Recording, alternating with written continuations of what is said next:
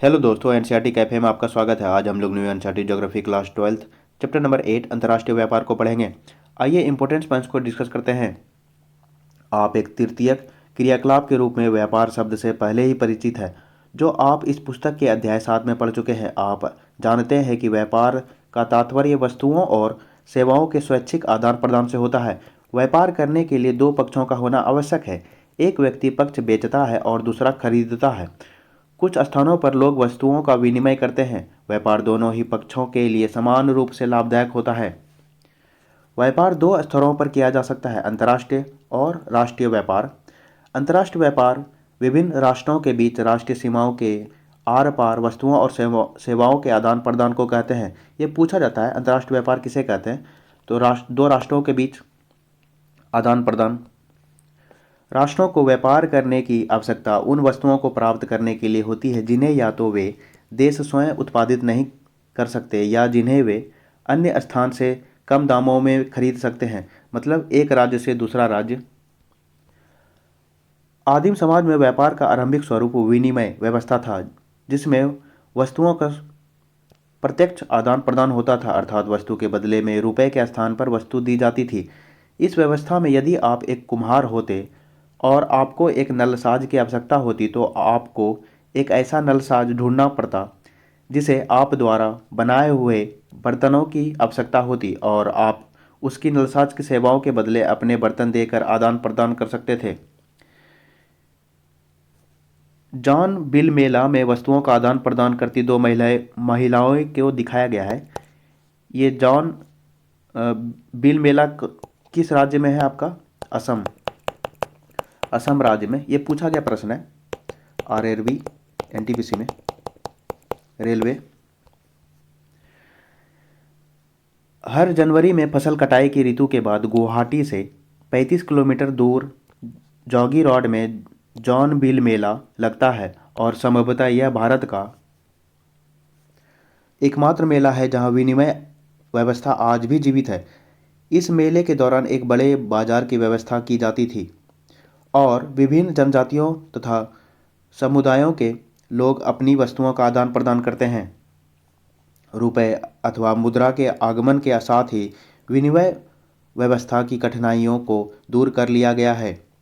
पुराने समय में कागजी व धात्विक मुद्रा के आगमन से पहले उच्च नैजमान मूल्य वाली दुर्लभ वस्तुओं को मुद्रा के रूप में प्रयुक्त किया जाता था, जैसे चकमक पत्थर, ऑब्सीडियन, आग्नेय कांच, कौरी सेल, चीते के पंजे, व्हेल के दांत, कुत्ते के दांत, खाले, बाल, फर, मवेशी चावल, पेपर कॉर्न, नमक, छोटे यंत्र, तांबा, चांदी और स्वर्ण।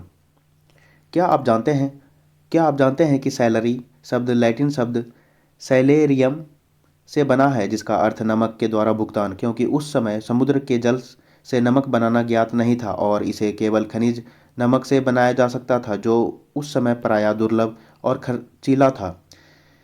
यही वजह है कि यह भुगतान का एक माध्यम बना। अंतर्राष्ट्रीय व्यापार का इतिहास। प्राचीन समय में लंबी दूरियों तक वस्तुओं का परिवहन जोखिमपूर्ण होता था, इसलिए व्यापार स्थानीय बाजारों तक ही सीमित था। लोग तब तक संसाधनों का अधिकांश भाग मूलभूत आवश्यकताओं, भोजन और वस्त्र पर खर्च करते थे। केवल धनी लोग आभूषण व महंगे परिधान खरीदते थे और परिणाम स्वरूप विलास की वस्तुओं का व्यापार आरंभ हुआ। रेशम मार्ग लंबी दूरी के व्यापार का एक आरंभिक उदाहरण है, जो 6000 किलोमीटर लंबे मार्ग के सहारे रोम को चीन से जोड़ता है। रोम हो गया आपका इटली, तो इटली से चीन आपका 6000 किलोमीटर, जिसको हम रेशम मार्ग भी कह सकते हैं।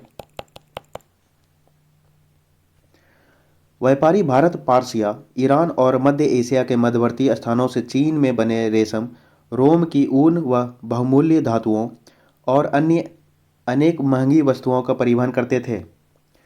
रोमन साम्राज्य के विखंडन के पश्चात 12वीं और 13वीं शताब्दी के दौरान यूरोपीय वाणिज्य में वृद्धि हुई। समुद्रगामी युद्धपोतों के विकास के साथ ही यूरोप और एशिया के बीच व्यापार बढ़ा और अमेरिका की खोज हुई। 15वीं शताब्दी से ही यूरोपीय उपनिवेशवाद शुरू हुआ और विदेशी वस्तुओं के साथ व्यापार के साथ ही व्यापार के एक नए स्वरूप का उदय हुआ, जिसे दास व्यापार कहा गया। ये आपको दिखाया गया है स्लेव्स, दास। दासों की नीलामी हेतु विज्ञापन 1829। इस अमेरिकन दास नीलामी ने दासों की बिक्री अथवा अस्थायी रूप से स्वामियों द्वारा किराए पर लेने हेतु विज्ञापन दिया। खरीदने वाले क्रेता प्रायः कुशल व स्वस्थ दास के लिए $2000 चुकाते थे। ऐसी नीलामियों ने प्रायः परिवार के सदस्यों को एक दूसरे से अलग कर दिया। उनमें से बहुतों ने अपने प्रियजनों को दोबारा नहीं देखा। पुर्तगालियों, डचों, स्पेनिश लोगों व अंग्रेजों ने अफ्रीकी मूल निवासियों को पकड़ा और उन्हें बलपूर्वक बागानों में श्रम हेतु नए खोजे गए अमेरिका में परिवहित किया। दास व्यापार 200 वर्षों से भी अधिक समय तक एक लाभदायक व्यापार रहा, जब तक कि यह 1792 में डेनमार्क में, 1807 में ग्रेट ब्रिटेन और 1808 में संयुक्त राज्य में पूर्ण रूपेण समाप्त नहीं कर दिया गया। तो सबसे पहले आपका डेनमार्क में दास प्रथा को खत्म कर दिया है। औद्योगिक क्रांति के पश्चात कच्चे माल जैसे अनाज, मांस, ऊन की मांग भी बढ़ी, लेकिन विनिर्माण की वस्तुओं की तुलना में उनका मौद्रिक मूल्य घट गया। औद्योगिकीकृत राष्ट्रों ने कच्चे माल के रूप में प्राथमिक उत्पादों का आयात किया और मूल्य पूरक तैयार माल को वापस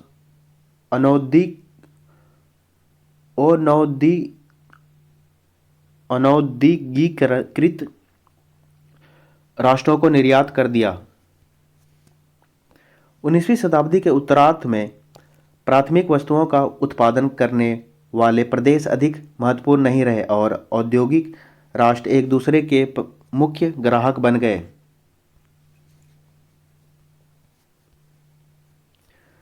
प्रथम व द्वितीय विश्व युद्ध के दौरान पहली बार राष्ट्रों ने व्यापार और संख्यात्मक प्रतिबंध लगाए। विश्व युद्ध के बाद के समय के दौरान व्यापार व शुल्क हेतु सामान्य समझौता गैट जैसे संस्थाओं ने, जो कि बाद में विश्व व्यापार संगठन WTO बना, शुल्क को घटाने में सहायता की। गैट आपका हो गया, इसका फुल फॉर्म पूछा जाता है, general agreement on trade and traffic.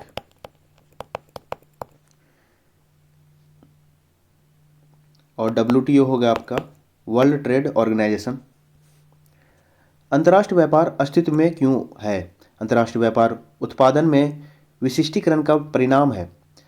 यह विश्व की अर्थव्यवस्था को लाभान्वित करता है। यदि विभिन्न राष्ट्र वस्तुओं के उत्पादन और सेवाओं की उपलब्धता में श्रम विभाजन और तथा विशेषीकरण को प्रयोग में लाए, हर प्रकार का विशिष्टीकरण व्यापार को जन्म दे सकता है। इस प्रकार अंतर्राष्ट्रीय व्यापार वस्तुओं और सेवाओं के तुलनात्मक लाभ, परिपूरकता व हस्तांतरणीयता के सिद्धांतों पर आधारित होता है और सिद्धांतः यह व्यापारिक भागीदारों को समान रूप से लाभदायक होना चाहिए।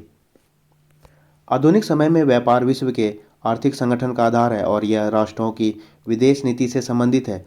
सुविकसित परिवहन तथा संचार प्रणाली से युक्त कोई भी देश अंतर्राष्ट्रीय व्यापार में भागीदारी से मिलने वाले लाभों को छोड़ने का इच्छुक नहीं है। अंतर्राष्ट्रीय व्यापार के आधार: राष्ट्रीय संसाधनों में भिन्नता, भौतिक संरचना जैसे कि भूविज्ञान, उच्चावच, मृदा व जलवायु में भिन्नता के कारण विश्व के राष्ट्रीय संसाधन असमान रूप से विपरीत है। भौगोलिक संरचना खनिज संसाधन आधार को निर्धारित करती है और धरातलीय विभिन्नताएं फसलों व पशुओं की विविधता सुनिश्चित करती है। निम्न भूमियों में कृषि संभाव्यता अधिक होती है। पर्वत पर्यटकों को आकर्षित करते हैं और पर्यटन को बढ़ावा देते हैं। खनिज संसाधन संपूर्ण विश्व में असमान रूप से वितरित है। खनिज संसाधनों की उपलब्धता औद्योगिक विकास का आधार प्रदान करती है। जलवायु किसी दिए हुए क्षेत्र में जीवित रह जाने वाले पादप व वन्य जात के प्रकार को प्रभावित करती है। यह विभिन्न उत्पादों की विविधता को भी सुनिश्चित करती है। उदाहरण के लिए, ऊन उत्पादन ठंडे क्षेत्रों में ही हो सकता है। केला, रबड़ तथा कहवा उष्णकटिबंधीय क्षेत्रों में ही उग सकता है। ये पूछा जाता है उष्णकटिबंधीय क्षेत्रों में क्या क्या होगा, तो केला, रबड़ तथा कहवा। कहवा मतलब कॉफी। जनसंख्या कारक विभिन्न देशों में जनसंख्या के आकार, वितरण तथा उसकी विविधता व्यापार की वस्तुओं के प्रकार और मात्रा को प्रभावित करते हैं। सांस्कृतिक कारक विशिष्ट संस्कृतियों को में कला तथा हस्तशिल्प के विभिन्न रूप विकसित हुए हैं जिन्हें विश्व भर में सराहा जाता है। उदाहरण के लिए चीन द्वारा उत्पादित उत्तम कोटि का फोर्सलिन हो गया चीनी मिट्टी का बर्तन। चीनी मिट्टी का बर्तन सबसे फेमस है चीन का, उसको हम लोग कहते हैं फोर्सलिन। तो ये शब्दावली इंपॉर्टेंट है। फोर्सलिन क्या हो जाएगा, चीनी मिट्टी का बर्तन। तथा ब्रोकेड कीम खाब जरीदार या बूटेदार कपड़ा, ब्रोकेड को कहते हैं। ईरान का कालीन फेमस है। ईरान का कालीन प्रसिद्ध है, जबकि उत्तरी अफ्रीका का चमड़े का काम और इंडोनेशियाई बटिक मतलब छीट वाला वस्त्र बहुमूल्य हस्तशिल्प है। बटिक मतलब हो गया आपका वस्त्र, कपड़ा। जनसंख्या का आधार सघन बसाव वाले देशों में आंतरिक व्यापार अधिक है, जबकि बाह्य व्यापार कम परिमाण वाला होता है, क्योंकि कृषि और औद्योगिक उत्पादों का अधिकांश भाग स्थानीय बाजारों में ही खप जाता है। जनसंख्या का जीवन स्तर बेहतर गुणवत्ता वाले आयातित उत्पादों की मांग को निर्धारित करता है, क्योंकि निम्न जीवन स्तर के साथ केवल कुछ लोग ही महंगी आयातित वस्तुएं खरीद पाने में समर्थ होते हैं। आर्थिक विकास की प्रावस्था देशों के आर्थिक विकास की विभिन्न अवस्थाओं में व्यापार की गई वस्तुओं का स्वभाव प्रकार परिवर्तित हो जाता है। कृषि की दृष्टि से महत्वपूर्ण देशों में विनिर्माण की वस्तुओं के लिए कृषि उत्पादों का विनिमय किया जाता है, जबकि औद्योगिक राष्ट्र मशीनरी और निर्मित उत्पादों का निर्यात करते हैं तथा खाद्यान्न तथा अन्य कच्चे पदार्थों का आयात करते हैं। विदेशी निवेश की सीमा विदेशी निवेश विकासशील देशों में व्यापार को बढ़ावा दे सकता है, जिनके पास खनन प्रबंधन द्वारा तेल खनन, भारी अभियांत्रिकी, काठ कबाड़ तथा बागवानी कृषि के विकास के लिए आवश्यक पूंजी का अभाव है।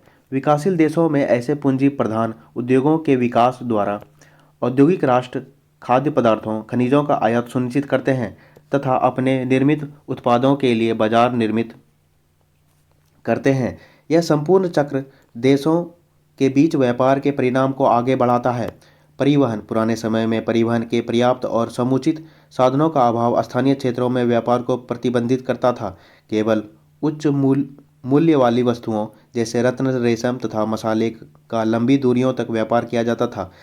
रेल, समुद्री तथा वायु परिवहन के विस्तार और प्रशीतन तथा परिरक्षण के बेहतर साधनों के साथ व्यापार ने स्थानिक विस्तार का अनुभव किया है।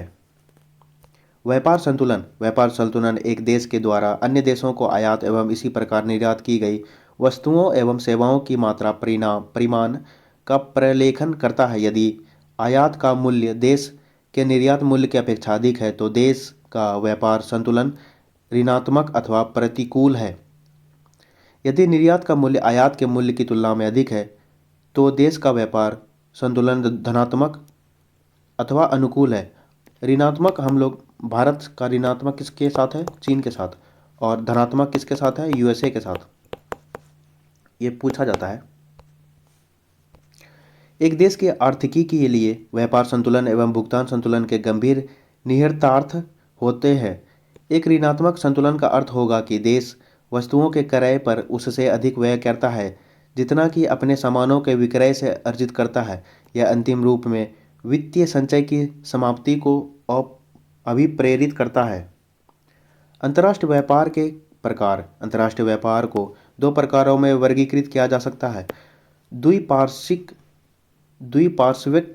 व्यापार द्विपार्श्विक व्यापार दो देशों के द्वारा एक दूसरे के साथ किया जाता है। आपस में निर्दिष्ट वस्तुओं का व्यापार करने के लिए वे सहमति करते हैं। उदाहरण के लिए देश का कुछ कच्चे पदार्थ के व्यापार के लिए इस समझौते के साथ सहमत हो सकता है कि देश कुछ अन्य निर्दिष्ट सामग्री खरीदेगा, अथवा स्थिति इसके विपरीत भी हो सकती है। बहुपार्श्विक व्यापार, जैसा कि शब्द से स्पष्ट होता है कि बहुपार्श्विक व्यापार बहुत से व्यापारिक देशों के साथ किया जाता है। वही देश के अन्य अनेक देशों के साथ व्यापार कर सकता है। देश कुछ व्यापारिक साझेदारों को सर्वाधिक अनुकूल राष्ट्र MFN की स्थिति प्रदान करता है। मुक्त व्यापार की स्थिति, व्यापार हेतु अर्थव्यवस्थाओं को खोलने का कार्य मुक्त व्यापार अथवा व्यापार उदारीकरण के रूप में जाना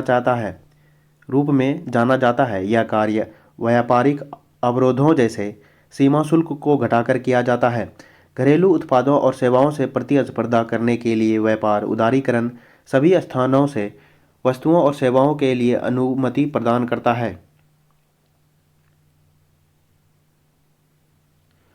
सोचिए, वे कौन से कारण हैं जिनसे व्यापारी देशों के लिए डंपिंग गहरी चिंता का विषय बनती जा रही है।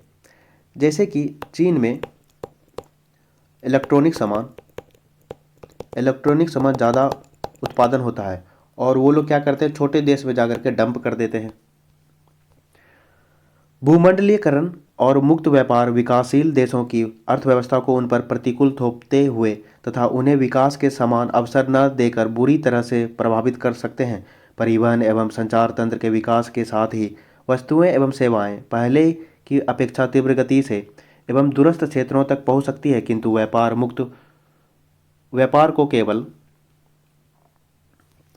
संपन्न देशों के द्वारा ही बाजारों की ओर नहीं ले जाना चाहिए, बल्कि विकसित देशों को चाहिए कि वे अपने स्वयं के बाजारों को विदेशी उत्पादों से सुरक्षित रखें।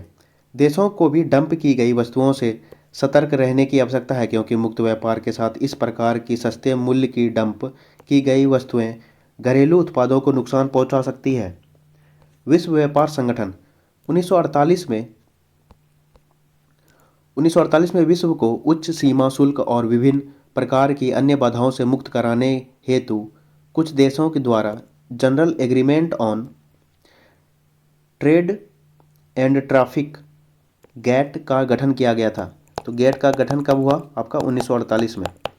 इसका फुल फॉर्म क्या हो गया? General agreement on trade and traffic.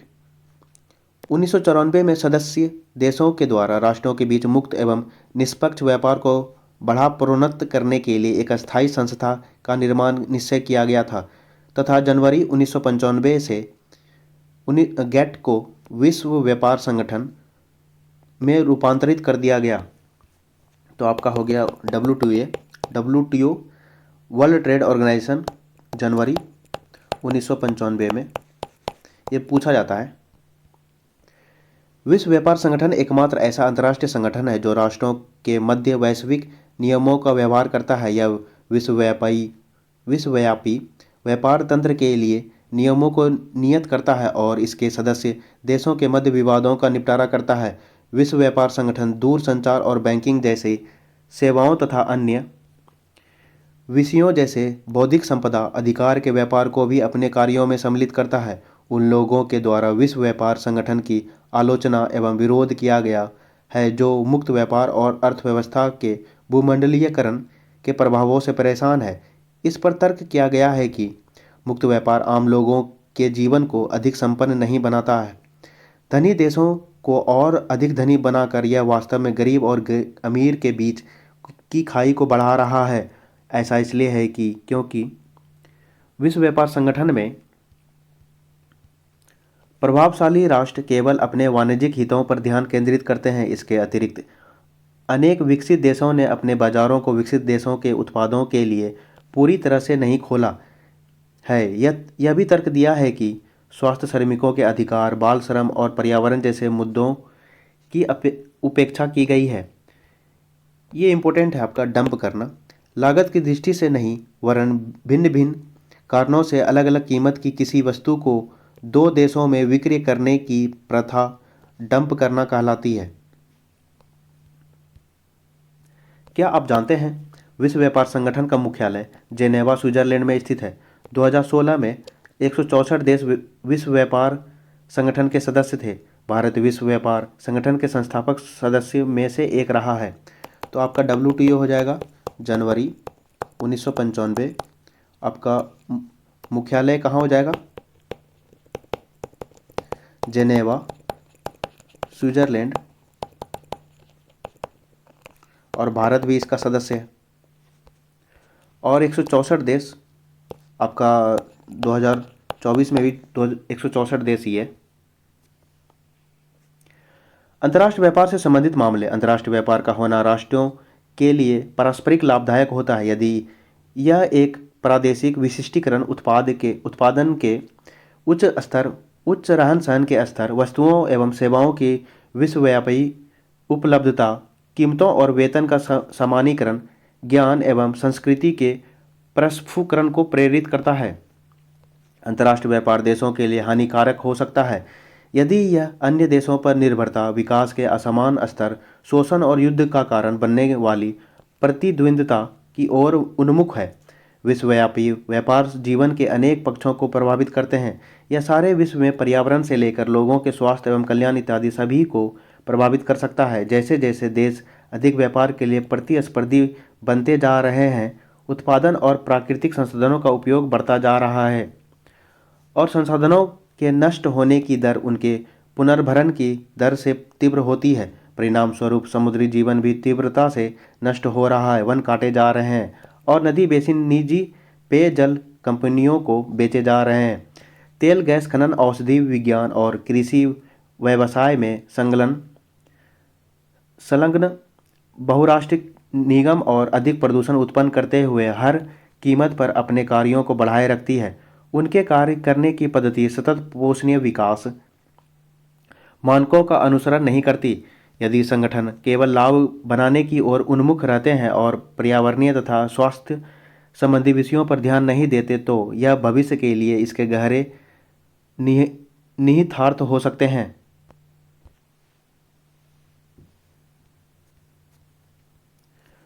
पतन अंतर्राष्ट्रीय व्यापार के प्रवेश द्वार। पतन मतलब बंदरगाह अंतर्राष्ट्रीय व्यापार की दुनिया के मुख्य प्रवेश द्वार पोताश्रय तथा पतन होते हैं। इन्हीं पतनों के द्वारा जहाजी माल तथा यात्री विश्व के एक भाग से दूसरे भाग को जाते हैं। पतन जहाज के लिए गोदी, लादने, उतारने तथा भंडारण हेतु सुविधाएं प्रदान करते हैं। इन सुविधाओं को प्रदान करने के लिए के उद्देश्य से पतन के प्राधिकारी नौगम्य द्वारों का रखरखाव, रस्सों व बजरों, छोटी अतिरिक्त नौकाएं की व्यवस्था करने और श्रम एवं प्रबंधकीय सेवाओं को उपलब्ध कराने की व्यवस्था करते हैं। एक पतन के महत्व और नौभार के आकार और निपटान किए गए जहाज़ों की संख्या द्वारा निश्चित किया जाता है। एक पतन द्वारा निपटाया नौभार उसके पृष्ठ प्रदेश के विकास के स्तर का सूचक है। सैन फ्रांसिस्को विश्व का सबसे बड़ा स्थलरुद्ध पतन, ये पूछा जाता है। ये आपका सैन फ्रांसिस्को कहाँ हो जाएगा? USA। पतन के प्रकार। सामान्यतः पतनों का वर्गीकरण उनके द्वारा संभाले गए यातायात के प्रकार के अनुसार किया जाता है। निपटाए गए नौभार के अनुसार पतनों के प्रकार। औद्योगिक पतन, ये पतन थोक नौभार के लिए विशेषीकृत होते हैं, जैसे अनाज, चीनी, अयस्क तेल, रसायन और इसी प्रकार के पदार्थ। वाणिज्य पतन, ये पतन सामान्य नौभार, संवेशिष्ट उत्पादों तथा विनिर्मित वस्तुओं का निपटान करते हैं। ये पतन यात्री यातायात का भी प्रबंध करते हैं। लेनिनग्राद का वाणिज्य पतन, ये कहाँ है आपका? ये आपका रूस में है। पूछा गया प्रश्न है ये। विस्तृत पतन, ये पतन बड़े परिमाण के सामान्य नौभार का थोक में प्रबंध करते हैं। संसार के अधिकांश महान पतन विस्तृत पतनों के रूप में वर्गीकृत किए गए हैं। अवस्थिति के आधार पर पतनों के प्रकार। अंतर्देशीय पतन, ये पतन समुद्र तट से दूर अवस्थित होते हैं। ये समुद्र से एक नदी अथवा नहर द्वारा जुड़े होते हैं। ऐसे पतन चौरस तल वाले जहाज या बजरे द्वारा ही गम्य होते हैं। उदाहरण के लिए मानचेस्टर एक नहर से जुड़ा है। मेम्फिस मिसिसिपी नदी पर अब अवस्थित है। ये आपका कहाँ हो गया? यूएसए। राइन के अनेक पतन हैं, जैसे मैनहीम तथा ड्यूसबर्ग, और कोलकाता हुगली नदी जो गंगा नदी की एक शाखा है। ये आपका हो गया, इसका हो गया शब्दावली का। बजरे शब्दावली क्या है? छोटी नौका, छोटी नौका। और राइन आपका हो गया यूरोप महाद्वीप में, यूरोप महाद्वीप में। और ये आपका पूछा गया है मानचेस्टर आपका इंग्लैंड।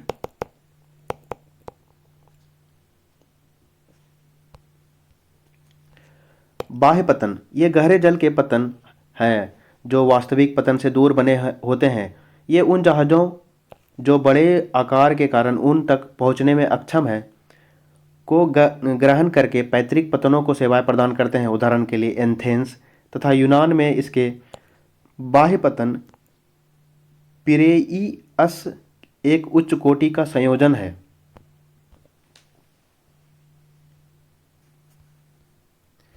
विशिष्टीकृत कार्यकलापों के आधार पर पतनों के प्रकार। तैल पतन, ये पतन तेल के प्रक्रमण और नौ परिवहन का कार्य करते हैं। इनमें से कुछ टैंकर पतन है तथा कुछ तेल शोधक पतन है। वेनेजुएला में माराकाइबो, ट्यूनीशिया में एस खीरा, लेबनान में त्रिपोली टैंकर पतन है। पर्सिया की खाड़ी अब आबादान एक तेल शोधक पतन है। पार्सिया हो गया आपका ईरान, और आपका वेनेजुएला हो गया यूएसए, साउथ यूएसए। ये आपका पूछा जाता है त्रिपोली टैंकर पतन कहाँ है? लेबनान में, लेबनान में।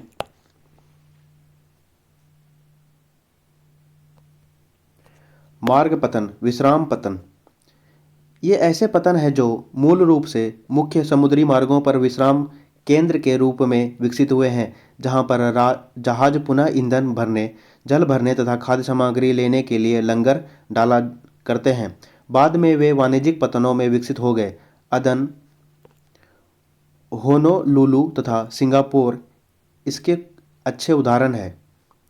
ये आपका अदन कहाँ हो गया? आपका अरब। और ये होनोलुलु, ये आपका हो गया